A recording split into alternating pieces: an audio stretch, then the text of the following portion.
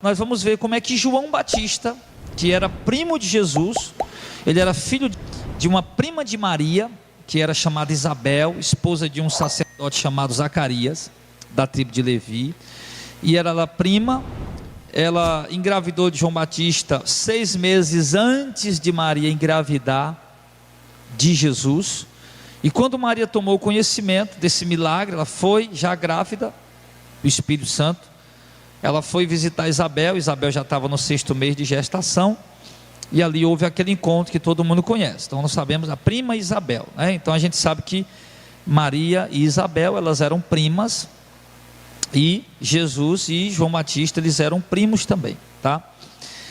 E nós podemos ver no verso de número 22, iniciando aqui o testemunho de João. Ele diz: e João testificou dele e clamou dizendo, esse Evangelho de João capítulo 1 verso 15, e João testificou dele e clamou dizendo, este era aquele de quem eu dizia, que vem depois de mim, é antes de mim, porque foi primeiro do que eu.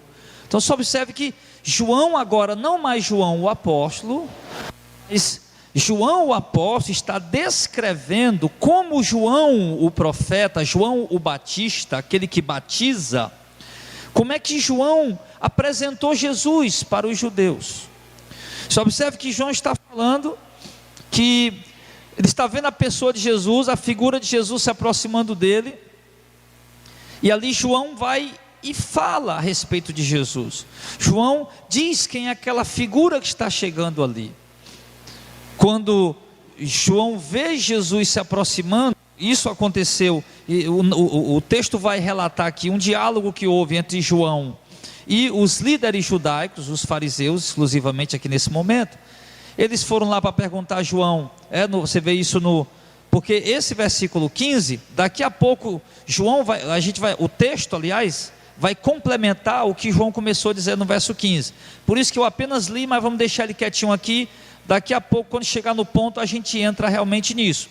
Mas o que eu quero situar os irmãos aqui, é que João está narrando como João Batista apresentou Jesus. E o interessante é que ele diz, no verso 16, que todos nós também, da sua plenitude, recebemos com graça sobre graça, porque a lei foi dada por Moisés, e a graça e a verdade vieram por Jesus o Messias, Jesus o Cristo. Deus nunca foi visto por homem algum, o Filho unigênito que está no seio do Pai, esse o fez conhecer. Então observe, João está falando, irmãos, antes mesmo de entrar na apresentação sobre Jesus, ele fala da graça de Deus. E João fala da graça, de uma determinada medida de graça no tempo da lei, e fala de uma graça plena no tempo agora, realmente no tempo do novo pacto, da nova aliança. Pastor, mas graça no tempo da lei? Graça no sentido, irmãos, de nós entendermos, graça no sentido, o que é graça? Favor imerecido. Essa é a resposta mais comum que todo mundo sabe, todo mundo conhece. Um favor imerecido, dá-se um favor a alguém sem que aquela pessoa mereça. Então quando ele fala de graça, unindo essa graça a graça sobre graça, então quando ele fala da primeira graça e fala da lei, ele fala do povo escolhido, do povo que Deus escolheu. A lei veio por meio de Moisés, dada a um povo a quem Deus derramou graça, porque Deus escolheu Abraão, e de Abraão, Deus, ele instituiu uma grande nação sobre a terra, chamada o povo judeu. E o que é isso se não graça? Qual motivo Deus teria para escolher Abraão se não fosse a graça?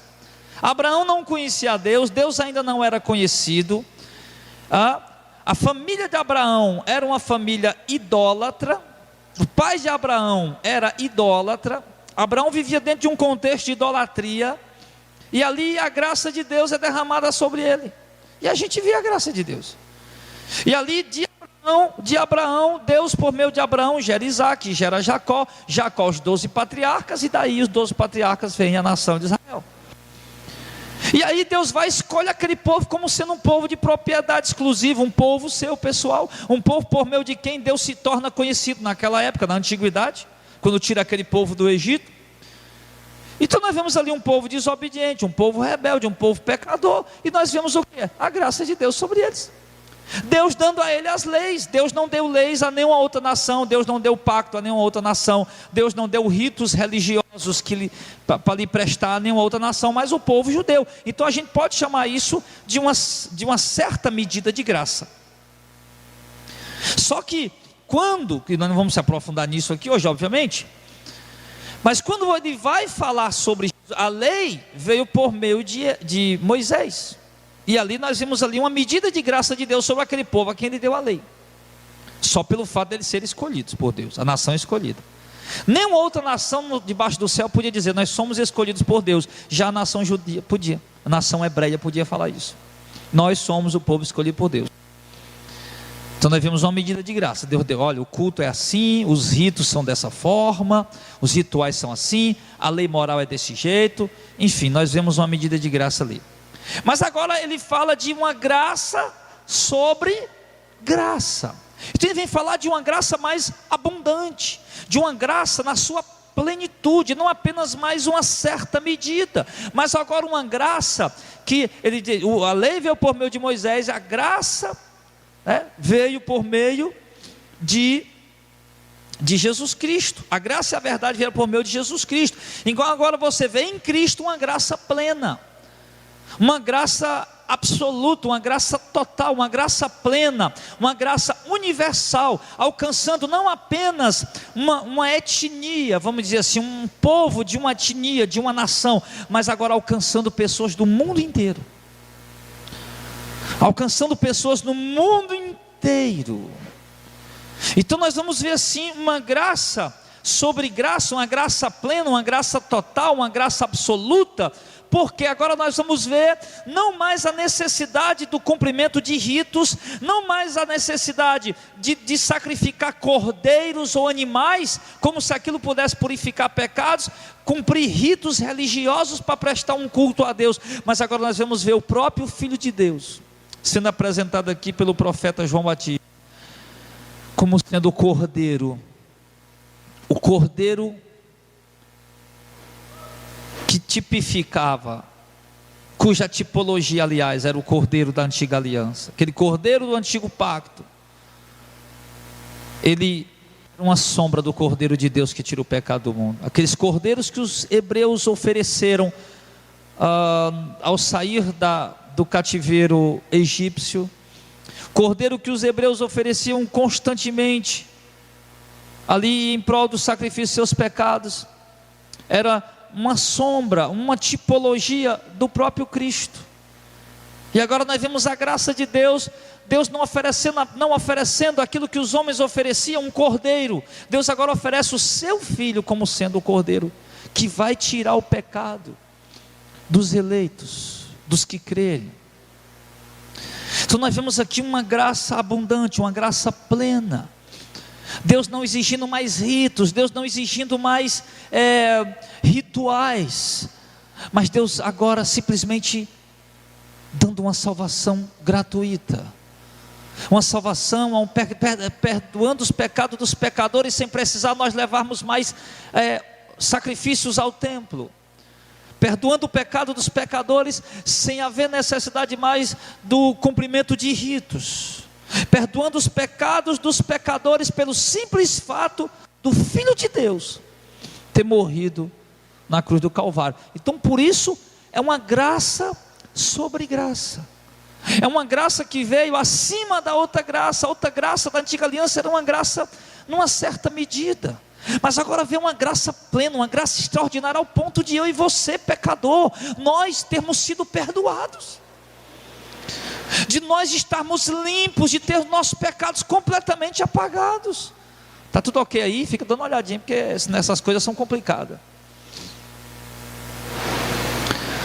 Então ao ponto de nós termos sido perdoados. O que você fez para ser perdoado? Me diga. Pastor, rezei 10 Pai Nosso e uma Ave Maria. Isso não perdoa pecado de ninguém, irmão. O que você fez para ser perdoado? Pastor, vendi tudo que eu tinha e dei para os pobres. Você continuou sendo um pecador.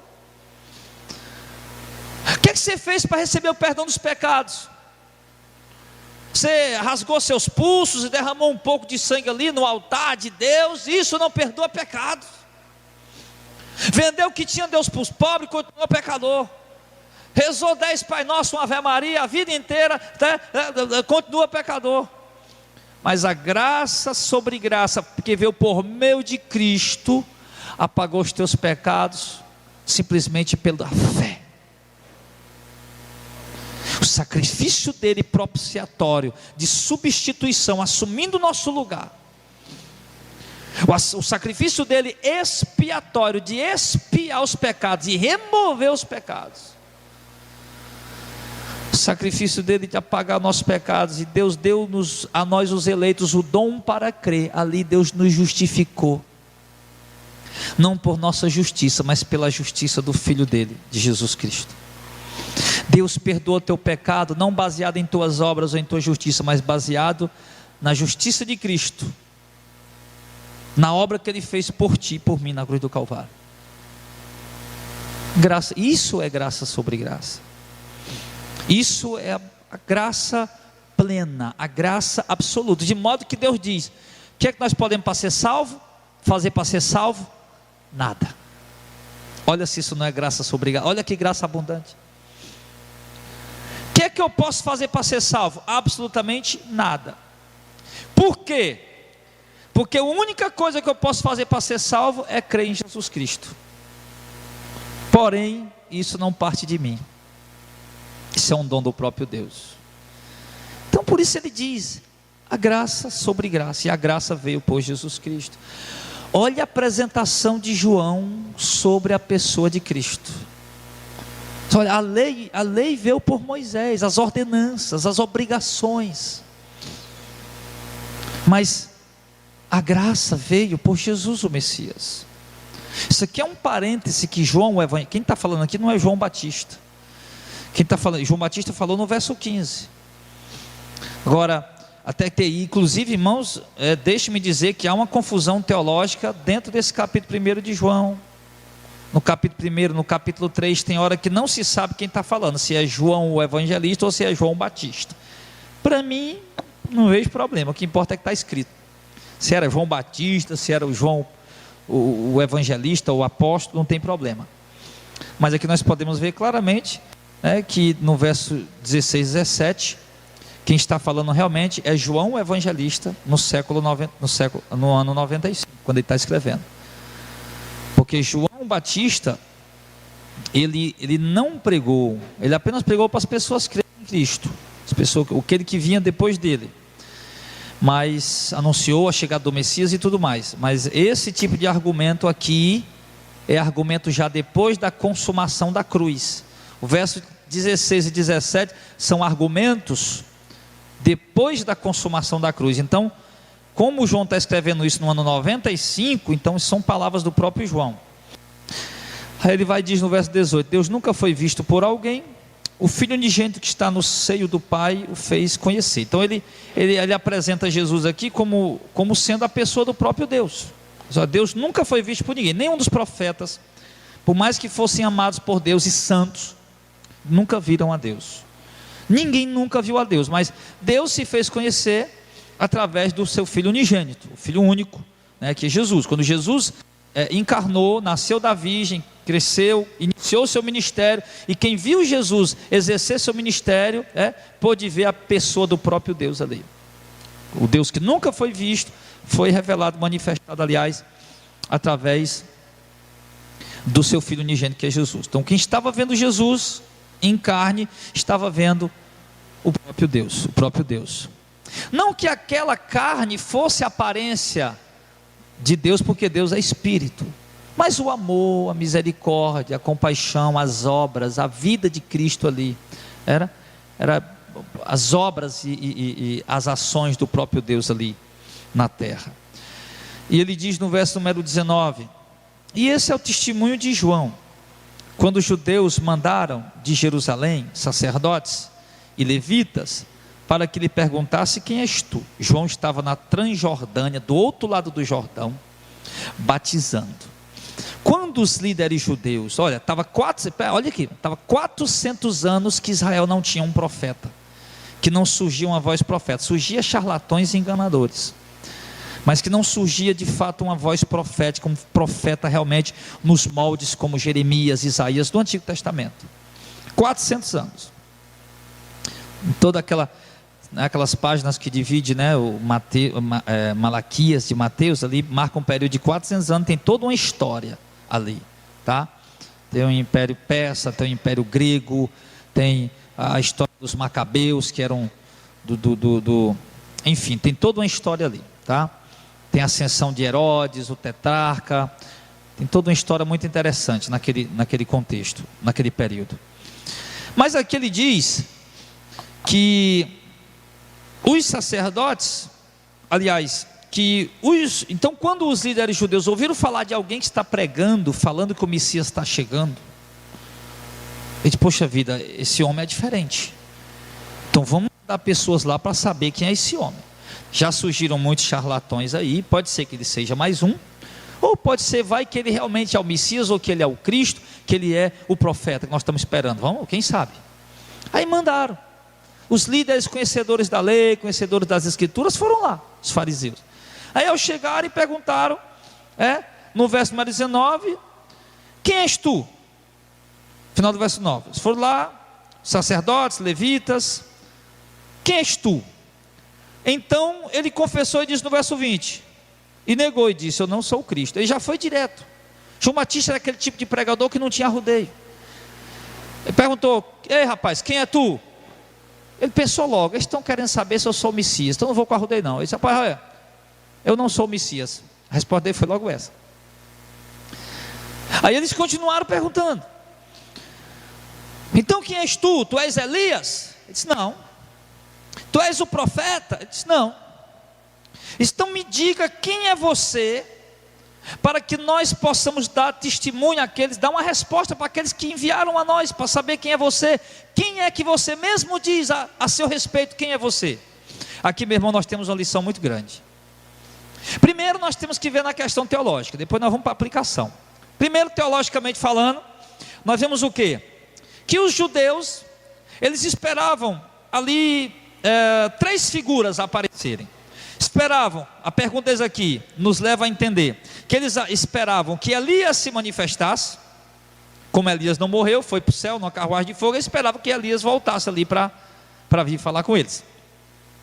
Segundo, eles esperavam, além de Elias, um profeta, e além do profeta, eles esperavam o Messias. Eles esperavam esses três personagens se manifestar, tá? Aí João Batista foi dizer, tu és o Elias? Ele disse, não. Aí aqui, irmãos, parece haver uma contradição, né? Porque quando Jesus sobe ao monte da transfiguração, e ali ele transfigura, né? Aparece com o rosto brilhando igual ao sol, as vestes brancas, e Pedro diz, Senhor, vamos armar uma tenda aqui para ti e para Elias. Apareceu Elias e Moisés ali, né? Aí ali naquele momento, quando eles vão descendo o monte, Jesus diz, não conte isso para ninguém, tá bom? Ele disse, mas Senhor, ele não diz primeiro que Elias tem que vir? Aí Jesus disse o quê? Elias já veio.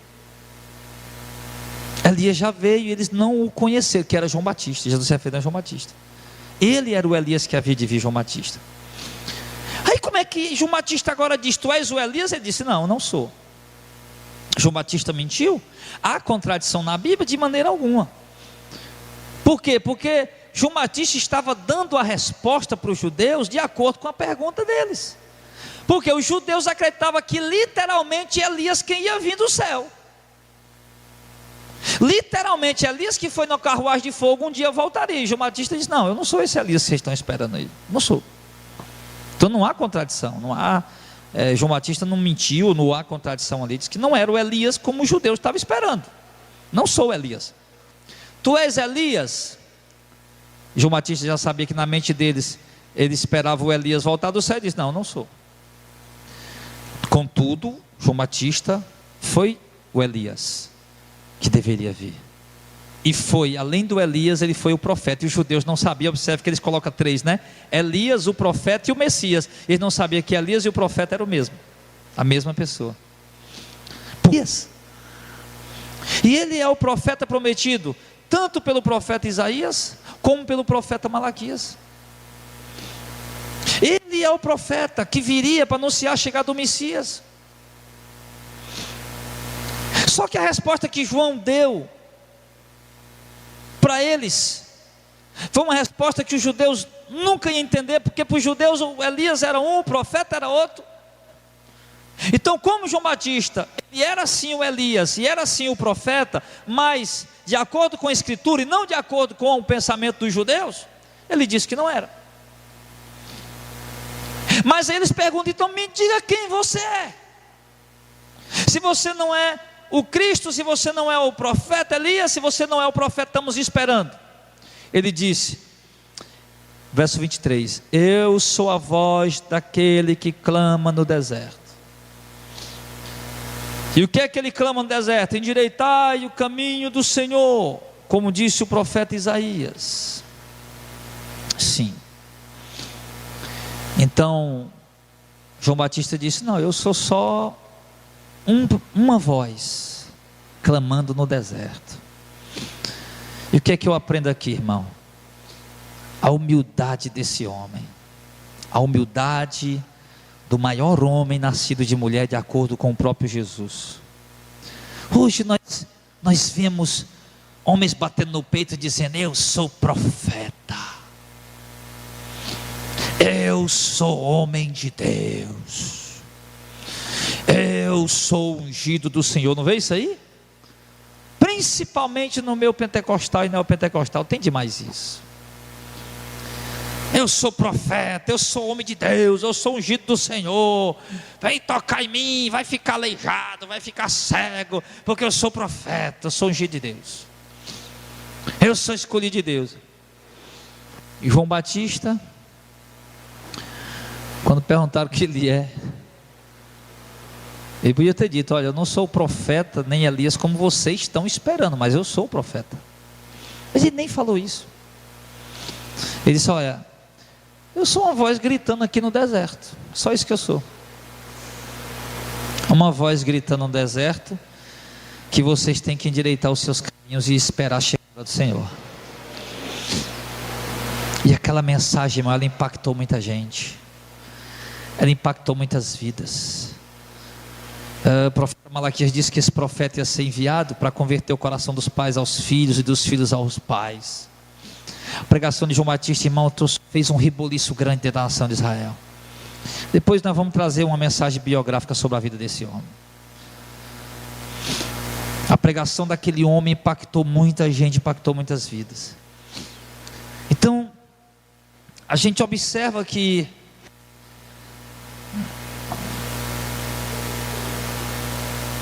os fariseus tinham ido até ele, e quando João Batista fala isso, no verso 25, a resposta dos fariseus é o seguinte: por que batizas então, se tu não é o Cristo, nem Elias, nem o profeta? Está percebendo aí como eles esperam três figuras, né?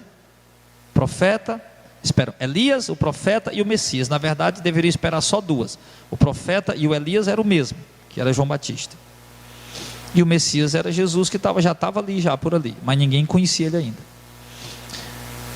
Aí, mas olha aqui como é que são os religiosos. Eles disseram: olha, se tu não é o profeta, se tu não é o Elias, se tu não é o Messias, por que é que tu está batizando? Porque quem vai batizar é o profeta, então você não pode batizar porque você não é o profeta. E isso, irmãos, me lembra muito o que acontece nos dias de hoje, esse sistema religioso que foi criado, que está dominando nesse momento, aonde uma pessoa só pode ser um pastor se ele passar por uma ordem nacional, se ele for em alguma convenção para ser consagrado, que uma pessoa para poder ter um ministério reconhecido por outras igrejas, ele precisa ser um teólogo formado, graduado, pós-graduado, precisa ter ido numa convenção, ter sido reconhecido por um monte de gente. Mesma coisa que os fariseus fizeram ali com João Batista. Não sabia nem quem era João Batista, nem de onde ele veio, nem para onde ele ia. Um doido ali, a aparência dele era realmente de uma pessoa estranha. Ele se vestia com peles de camelo, exatamente por conta do sol escaldante. Ele morava ali mesmo, fez ali uma tenda para ele ali, perto, na beira do rio. Comia gafanhoto, comia mel silvestre, era nazireu. Tinha o cabelo comprido, não tomava vinho como os demais judeus, muito menos bebida forte, e se alimentava de gafanhoto e mel silvestre. Morava na beira do rio, uma veste estranha, uma aparência estranha, com uma mensagem estranha. E os religiosos foram logo lá para tentar calar ele, para tentar calar a boca dele, para tentar fazer ele parar, porque é isso, irmão, que o sistema religioso faz. Nós vemos ali fariseus, saduceus, escribas, mestres da lei. Nós vemos todo um sistema organizado, embora houvesse algumas divergências ali teológicas entre eles, porque os fariseus aceitavam todos os profetas e a Torá e tudo, e já os saduceus não, aceitavam só a Torá, não aceitavam grande parte dos profetas. Os fariseus acreditavam que havia espírito, que havia ressurreição, que havia anjo. Já os saduceus não acreditavam em nada disso. Tinha uma divergência teológica, mas era um sistema montado, era um sistema organizado. E quando surgia uma voz pregando uma mensagem que contrariava o que eles estavam pregando contra o legalismo deles, pregando de fato para o povo esquecer o legalismo e se aproximar de Deus de verdade. Só observe que um sistema tão bem organizado, tão bem montado pelos saduceus, fariseus, mestres da lei, escribas, mas um sistema falido que não aproximava ninguém de Deus.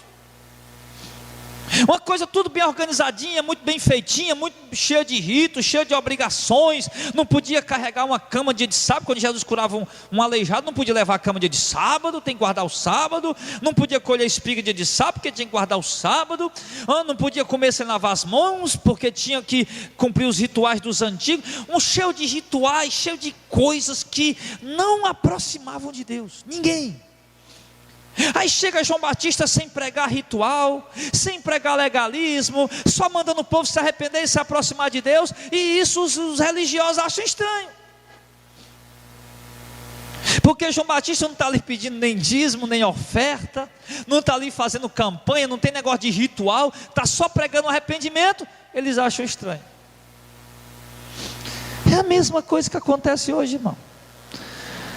Do mesmo jeito, se você prega o que o sistema está pregando, tudo que eles pregam, pronto, aí está tudo normal. Todo mundo bate palma, todo mundo aceita bonitinho. Mas se você prega só Jesus mesmo e o Evangelho da Graça, sem essa parafernália toda religiosa que criaram aí, altar santo, templo santo, dízimo santo, e por aí vai, essas coisas todas aí. Você não prega toda essa parafernália que ensinaram o povo, colocaram na mente do povo, aí ele já cai em cima de você, já começa a criticar, já começa a querer calar sua boca. João Batista aqui, você nem é o profeta, nem é o Messias, nem é o que é que você está batizando? Aí já começa a perseguir, já começa a falar mal, já começa a tentar te calar, já começa a te perseguir por meus políticos e religiosos. Tento de todas as formas abafar a tua voz. Não querem que as pessoas escutem o que você está dizendo, porque o que você está dizendo não escraviza as pessoas numa religião, pelo contrário, liberta as pessoas da escravidão religiosa e leva elas a serem cativas de Cristo, não do sistema nem de homem. E eles não querem que vocês preguem isso, eles não querem. Então a pregação de João Batista ali parece ser uma pregação nociva, perigosa, que prejudica o sistema religioso montado, porque João Batista está conseguindo muitos seguidores. Nós vamos ver na semana que vem os muitos seguidores que João Batista já tinha. João Batista já tinha vários seguidores. André, que foi apóstolo de Jesus, e outros. Muita gente já estava lá perto dele, dando crédito à mensagem dele, e isso já ia gerando preocupação naqueles religiosos, naqueles líderes religiosos, porque a mensagem de João Batista não escravizava, ela libertava. E observe que a mensagem de João Batista também girava em torno do reino de Deus.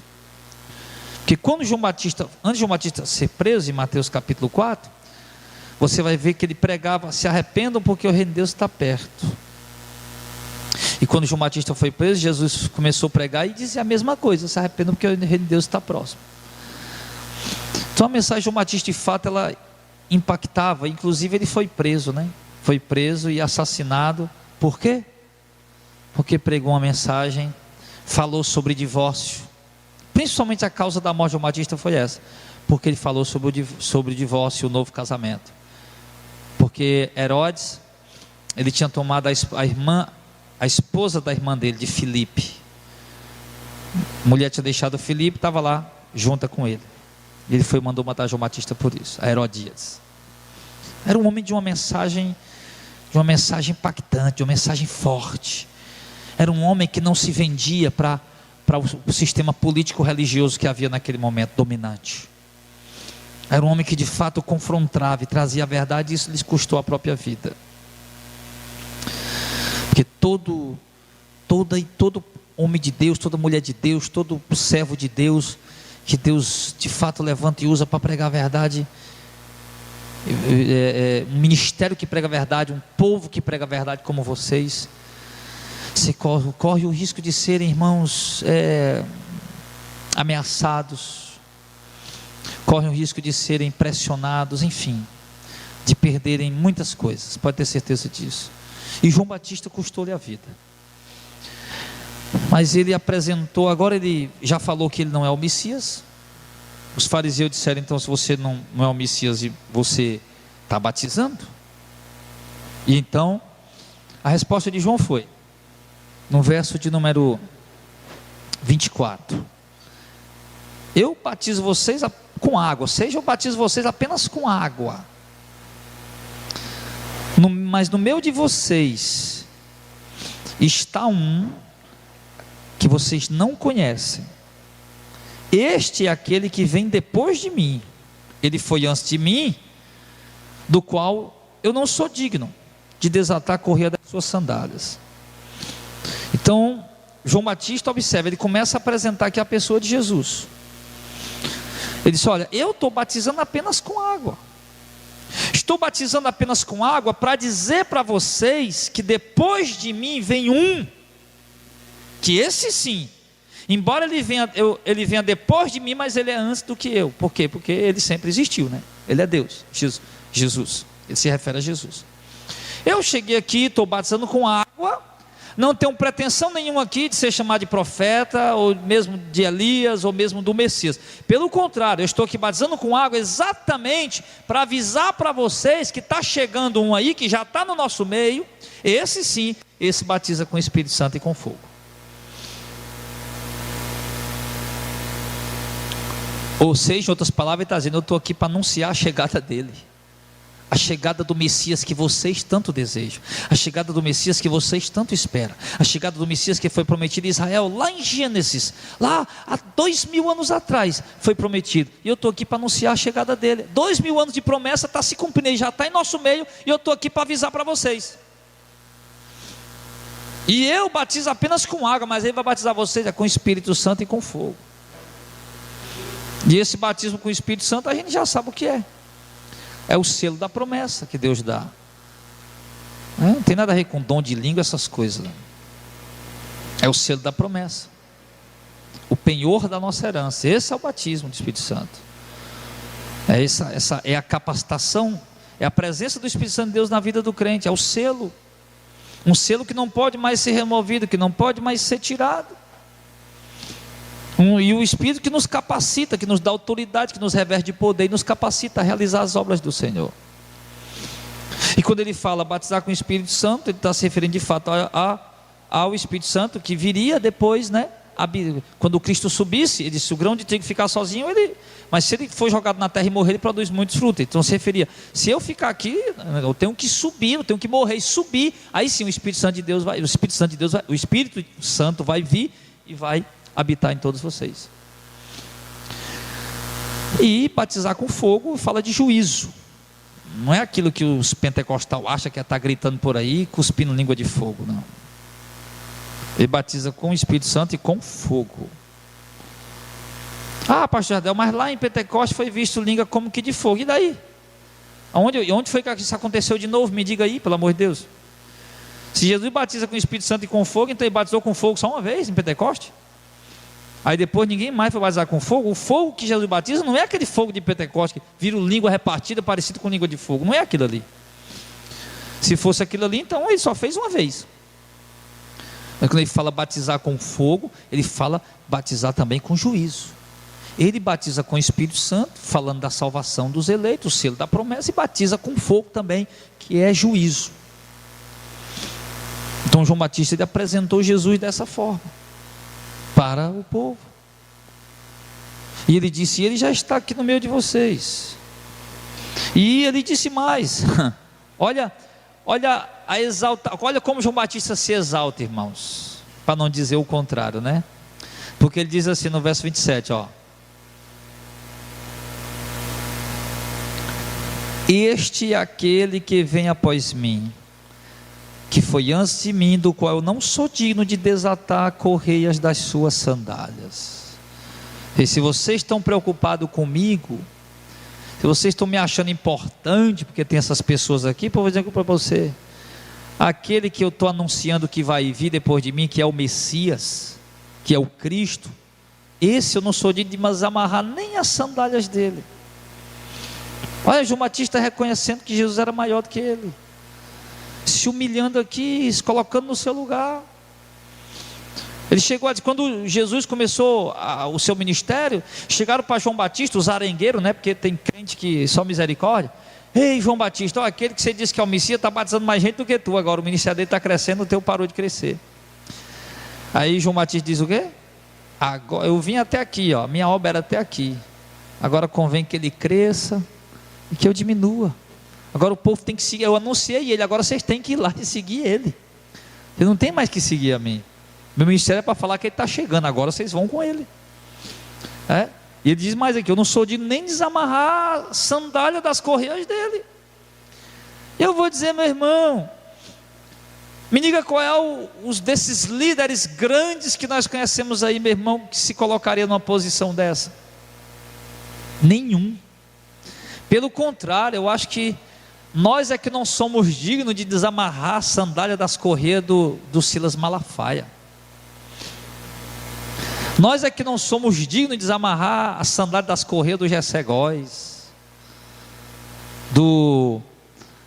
quem é os outros aí, do Edir Macedo, do Valdemiro Santiago, porque esses homens são importantes demais.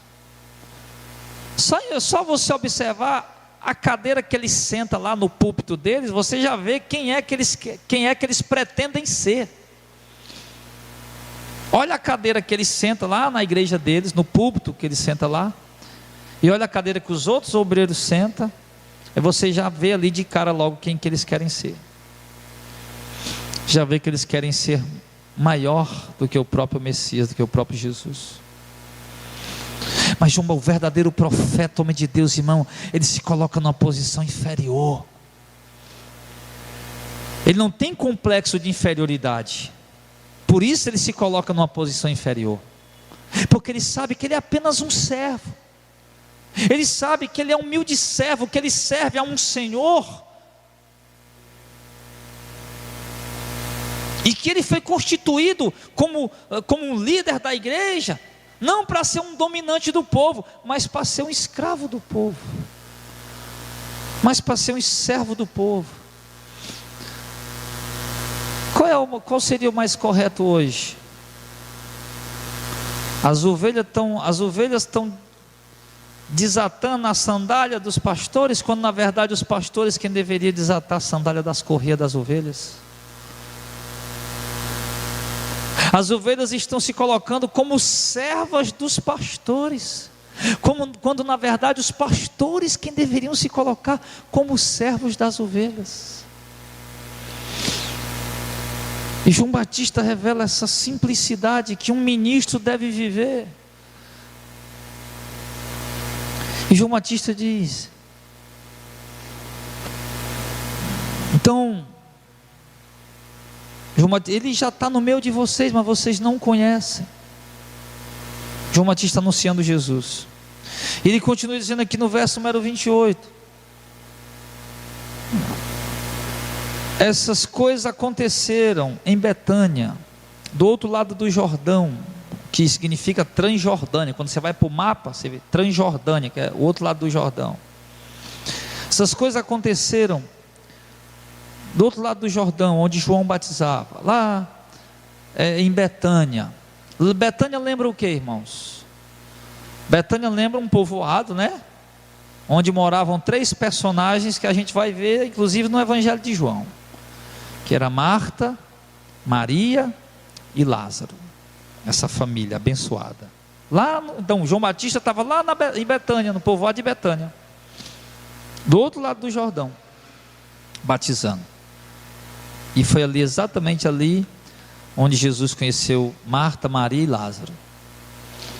E com certeza, embora o texto não mostre, mas provavelmente Marta e Maria, Lázaro foi um dos que foram lá até João Batista para ser batizado e para ver pregando.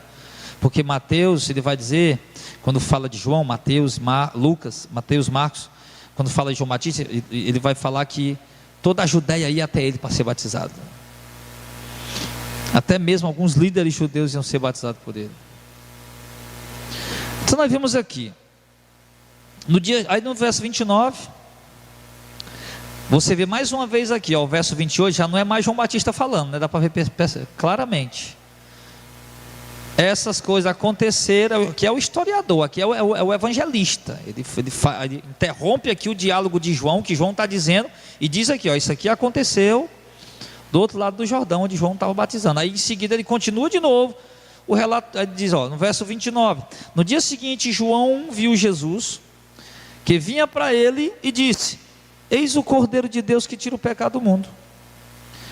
Esse é aquele que eu disse: após mim vem um homem que foi antes de mim, porque já era primeiro do que eu. Eu mesmo não o conhecia, mas para que ele fosse manifesto a Israel, eu vim por isso, batizando com água. Olha, interessante, irmão. E no verso 33 de novo ele diz, ó, eu não o conhecia. Então tem algumas coisas interessantes que a gente precisa analisar. Eu fiquei meio encucado. Outro dia um irmão mandou uma pergunta para mim, pelo e-mail, sobre essa questão. Eu achei interessante, eu não tinha parado para ver isso ainda. João Batista era primo de Jesus. Você lembra que com 12 anos de idade, Jesus ele foi de Nazaré para Jerusalém, para celebrar a Páscoa, né, com os pais dele. Ele se perdeu lá, né, ficou por lá, a família voltou. Aliás, ele não se perdeu, né, a família dele quem perdeu ele estava muito bem achado. A família perdeu ele e ficou lá. E aí eles iam com vários familiares essa viagem. E na minha mente, irmãos, no mínimo, João Batista tinha conhecido Jesus nesse momento. Eles tinham a mesma idade. João Batista era mais velho que Jesus 6 meses apenas. Então quer dizer, quando Jesus começou o ministério dele com 30 anos de idade, né? João Batista já tinha começado também na mesma faixa etária de idade. Quando soube que Isabel estava grávida, aí na nossa mente fica passando o seguinte, que embora, se Maria foi visitar Isabel quando Isabel estava grávida, então com certeza depois que Maria ganhou o neném, que Isabel ganhou o neném, que os meninos cresceram, eles foram lá na casa do primo, visitar um ao outro. Porque tanto Maria sabia que João Batista era um profeta, como Isabel sabia que o filho de Maria era o Messias. Naquela saudação a gente vê, a saudação, o cântico de Maria. Só que interessante aqui, irmãos, João Batista diz claramente, eu não conhecia ele.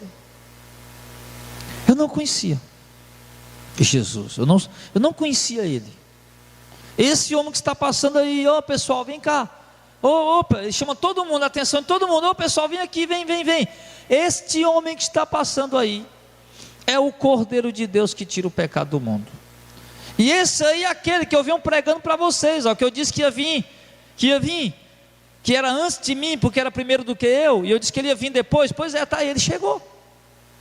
Imagina, irmão, a cena. Imagina que coisa extraordinária. Aquele homem simples, de aparência simples, chamado João Batista, apresentando outro homem simples, de aparência simples, chamado Jesus, lá de Nazaré, da região da Galileia, que veio lá de Nazaré, distante, até Betânia, para João batizar ele. Imagina o encontro aí desses dois personagens. O maior profeta nascido de mulher, apresentando o Messias, o povo está ali, olha, ele é o Messias. Mas pode ter certeza, irmão, devido à simplicidade daquele homem, teve hora que muita gente nem deu crédito. Talvez muitos estão ali, esse doido está falando o que aí? Que aquele outro abestado ali, que conversa é essa? Pode ter certeza que muitos na hora ali desprezaram pela aparência deles, porque o povo, irmão, se deixa levar muito pela aparência. Mas João Batista deixou claro, é esse aí que eu estava anunciando. Ele é o Cordeiro de Deus que tira o pecado do mundo. Acho que o povo naquela hora ficou ali voando. O que é isso, João? O negócio é, o que é isso? Cordeiro de Deus que tira o pecado do mundo. Porque se tivesse 10 pessoas para ir até o sumo sacerdote, no templo de Salomão, oferecer um cordeiro pelo perdão dos pecados, cada um tinha que oferecer um cordeiro. Faz de conta que tem 10, está aqui eu, o Jackson, o Antônio, o Lauro e outros 10, o irmão João, tem 10 irmãos aqui, estamos indo, nós somos judeus, estamos indo lá no templo, somos sacerdote, para oferecer um sacrifício pelo perdão do nosso pecado. Cada qual tem que levar o seu, cada qual tem que levar o seu cordeirinho. Aí João Batista está dizendo aqui, esse aqui é o Cordeiro de Deus, é o Cordeiro de Deus, que o próprio Deus está oferecendo, para tirar o pecado de todos, olha só. E ali João Batista apresenta Jesus como sendo aquele que vai morrer para tirar o pecado do mundo. Agora não entenda o pecado do mundo, irmão, nem no entendimento arminiano, nem no entendimento universalista. Porque no entendimento universalista ele diz, não, se ele morreu para tirar o pecado do mundo, então pronto, o mundo inteiro está sem pecado, todo mundo vai ser salvo. Tem uma linha teológica aí pregando isso. Mas não, o texto está dizendo que ele tira o pecado do mundo, então pronto, então tirou, né? Não é verdade? Faz até um certo sentido, né? A heresia deles faz até um certo sentido, já que ele morreu para tirar o pecado do mundo, então pronto, todo mundo está sem pecado. Mas aí vem o pessoal pelagiano, depois os arminianos, que ainda está uma heresia ainda pior, que diz, não, ele morreu para tirar o pecado do mundo, mas o homem tem que escolher, é o homem que escolhe. Que conversa é essa? Eu preferia ficar com a primeira opção. Se ele morreu para tirar o pecado do mundo, então pronto, então se fosse tiver só essas duas, eu ficava com a primeira. Ele morreu para tirar o pecado do mundo, então pronto, tirou. Por quê? Porque ele fala de um sacrifício eficaz, né? De um sacrifício eficaz. Se ele morreu para tirar o pecado do mundo, então pronto, acabou, então ele tirou. Ou então o sacrifício dele não tirou o pecado do mundo. Tirou ou não tirou? Tirou. Então pronto, se tirou, então pronto. O mundo, porque ele morreu, está sem pecado. Só que aí nós temos que entender quem é esse mundo que envolve essas pessoas por quem Cristo morreu. Porque se o texto diz, ele é o Cordeiro de Deus, vai morrer para tirar o pecado do mundo, então o povo, porque ele morreu, de fato, ele removeu os pecados. Mas quando ele se refere ao mundo, ele não se refere a todo o globo terrestre, a todas as nações. Eu expliquei isso outro dia. Se o termo, a palavra mundo aqui está dizendo todo mundo de fato, todas as pessoas do mundo, então quando os fariseus chegaram e disseram, nada do que fizemos adiantou, o mundo inteiro segue ele. Quer dizer, então o mundo inteiro estava seguindo Jesus naquele momento, e a gente sabe que não estava, né? Isso é uma expressão, irmãos, uma expressão para, é uma forma de expressar, poxa vida, me faltam as palavras aqui, uma forma de expressar algo que abrange muita coisa,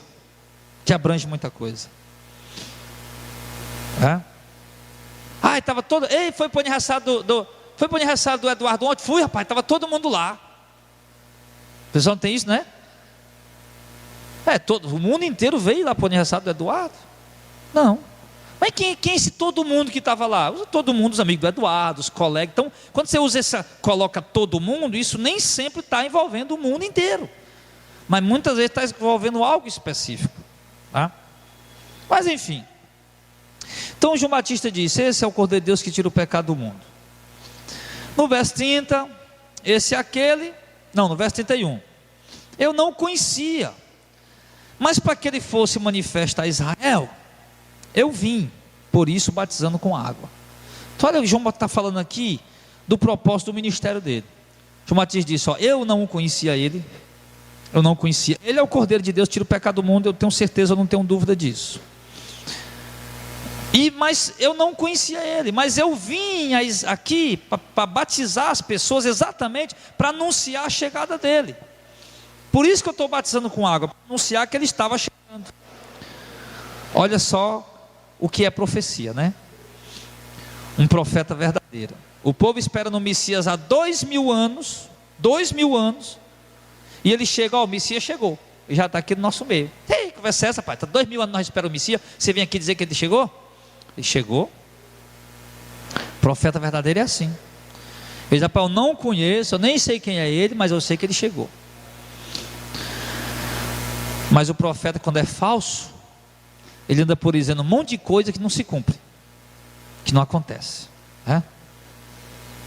Então ele diz, eu não o conhecia, mas vim para que ele fosse manifesto a Israel. Vim eu por isso batizando com água. E João testificou dizendo, eu vi o Espírito descer do céu como uma pomba e pousar sobre ele. E eu não o conhecia, mas o que me enviou a batizar com água, esse me disse, sobre aquele que vires descer o Espírito e sobre ele pousar, esse é o que batiza com o Espírito Santo. E eu vi e tenho testificado que este é o Filho de Deus. Amém. Então observe, irmãos, nós já estamos aqui nos últimos momentos da nossa mensagem, mas observe o que João Batista está colocando. Ele disse, eu vi o Espírito descer do céu sobre ele. E o interessante é que isso aconteceu no momento que João batizou Jesus. Sabe, quando Jesus chegou para ser batizado por João, João não queria batizá-lo. Aqui em João não narra isso, né? Mas em Mateus narra isso. Ele diz, olha, João Batista diz, eu quem tenho que ser batizado por ti? E tu vem a mim para me te batizar? E Jesus diz, não, faça isso para que se cumpra tudo direitinho, tudo que está escrito, toda a justiça. E João batiza ele. Quando João batiza Jesus, que Jesus sai da água, João, apenas João, não foi todo mundo, mas João viu uma pombinha vindo lá do céu e pousando sobre Jesus. Claro que ele estava tendo uma visão, né? Ele não era uma coisa material de fato, física, não era uma pombinha de verdade. Ele estava tendo uma visão. E naquela visão ele via a pombinha vindo lá do céu e pousando sobre Jesus. E João Batista, por que ele identificou dessa maneira? Porque ele disse, olha, eu não o conhecia, mas aquele que me enviou a batizar, quem foi que enviou João para batizar? Foi Deus, foi o Pai. Aquele que me enviou para batizar me disse, aquele que você viu o Espírito Santo descer sobre ele, é esse aí que batiza. Por isso João não tinha dúvida, era o sinal. Tanta gente chegava por ali, como é que João ia saber quem era o Messias, quem era Jesus? Todo mundo parecia um com o outro. Aí tira, irmão, aquela ideia da gente achar que Jesus andava com aquela aurelazinha que a gente vê em alguns desenhos por aí, né? Uma aurelazinha aqui na cabeça, ou que ele era diferente, andava por aí com os olhos brilhando, face brilhando. Tem uns pregadores por aí que são tão santos, que diz que não pode olhar nos olhos dele não, que tem muito fogo nos olhos. O próprio Jesus, para João identificar ele, no meio dos judeus, Jesus era mais um judeu, mais um homem ali no meio dos outros, com a mesma roupa, o mesmo jeito, com o mesmo tipo de fala, a mesma forma de ser. Aí o sinal para João identificar, como é que eu vou saber quem é o Messias? É aquele que você vê o Espírito Santo descer sobre ele. É esse aí, é o Messias, esse aí é o Filho de Deus, esse aí batiza com o Espírito Santo.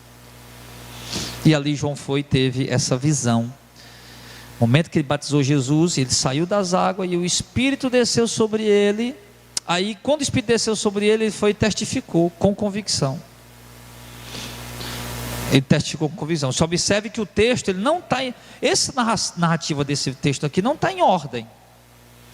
Porque se esse texto tivesse em ordem, esse argumento que João disse, esse é o Cordeiro de Deus, tira o pecado do mundo, ia estar depois do batismo, né? Porque João não falou isso antes do batismo, ele falou depois. Então, o que acontece? Então João ele viu. Aí hoje, irmão, tem uns crentes aí, né? Tem uns crentes que fica tentando usar a imagem de uma pombinha como se representasse o Espírito Santo. Não tem nada a ver. Aquilo foi uma visão que João teve. Outro dia eu vi aí nas redes sociais, rodando por aí, um irmão que estava no quintal da casa dele orando, e de repente uma pombinha pousou ali. Aí o irmão andando, o irmão começou a marchar, começou a falar língua, e o mistério medonho, a pombinha por ali. Quer dizer, o cara é comparar, porque o Espírito Santo desceu em forma ali de pomba sobre Jesus. João Batista viu, e agora acha que as pombinhas que estão por aí tudinho representam o Espírito Santo. Não, eu não caio nesse equívoco, não caio aqui. Se o pombo são apenas pássaros, que inclusive, se não tiver cuidado, transmite até doença, né? Transmite até doença. Então João Batista foi lá e testificou Jesus, anunciou ali que Jesus, o Messias, havia chegado, e disse que o Deus que enviou ele, disse que sobre quem ele devia esposar o Espírito Santo, esse era o Messias. Então, irmãos, isso é interessante, porque nós temos que entender uma coisa, que João o apóstolo, ele está escrevendo isso que foi João apóstolo que escreveu, algo que ele viu, que ele presenciou, ele estava lá, né? E ali ele escreveu isso aqui. Isso faz muitos anos, 30 e tantos anos atrás, e João está escrevendo. Então a gente tem que entender o seguinte, por que João está escrevendo isso? Com o intuito de provar para as igrejas da Ásia, porque o Evangelho de João foi escrito, direcionado para as igrejas da região da Ásia Menor, para provar para os irmãos da igreja da Ásia que Jesus de fato veio em carne, que ele realmente esteve aqui entre nós, e dentre outras coisas, que estava querendo abafar, né, ou refutar algumas heresias que estavam sendo pregadas. Então por isso que ele usa o testemunho dele mesmo primeiro, como sendo uma pessoa de confiança, e depois ele faz questão de usar o testemunho do próprio João Batista. Por que usar o testemunho de João Batista? Para endossar o que ele está falando. É como se eu estivesse contando uma história aqui, eu vou chamar Jacques, vem aqui para endossar o que eu estou falando. O Jacques vinha para endossar, aí ia dar mais crédito ainda, então ia ficar mais acreditando ainda na história. Então João está usando aqui os argumentos de João Batista exatamente para provar que Jesus é o Messias, mostrar que Jesus veio sim em carne, que ele batiza com o Espírito Santo, e que ele é o Filho de Deus, e que nós não precisamos duvidar disso, questionar nada sobre isso. Nós precisamos simplesmente depositar nossa fé naquilo que está escrito, da forma como está escrito, da forma como os apóstolos ensinaram, e não deixar que a nossa fé venha ficar bagunçada, não deixar que ninguém venha baldear a nossa fé, não permitir que ninguém, com seus argumentos, por mais belos que sejam, venham nos confundir. Então essa é a intenção de João, e quem dera, irmãos, a igreja tivesse essa intenção hoje, de nós aprendermos algo da parte de Deus, para que nós não viéssemos mais ser enganados. Mas me parece que as pessoas têm prazer em ser enganadas, gostam de ser enganadas. Então aqui, para concluir, né, a parte de hoje,